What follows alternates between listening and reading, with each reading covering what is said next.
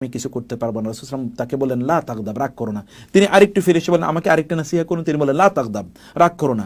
আরেকটু পরে আবার এই ব্যক্তি এসে আবার রাসূলকে বলেন ইয়া রাসূল আমাকে আরেকটা নসিহা করুন। তিনি বলেন আলাম তাসমা, তুমি কি শোনো নাও, লা তাগদাব, তুমি রাগ করো না। রাসূল সাল্লাল্লাহু আলাইহি ওয়াসাল্লাম বলেছেন কেউ যদি রাগকে নিয়ন্ত্রণ করতে পারে তাহলে জান্নাত তার জন্য সহজ হয়ে যাবে। রাসূলুল্লাহ সাল্লাল্লাহু আলাইহি ওয়াসাল্লাম তিনি রাগ এর ব্যাপারে বারবার আমাদেরকে বলেছেন যেন আমরা রাগকে নিয়ন্ত্রণ করতে পারি। আপনার জীবনে অনেক কিছু ঘটে যাবে, প্রতি মুহূর্তে ঘটতে পারে।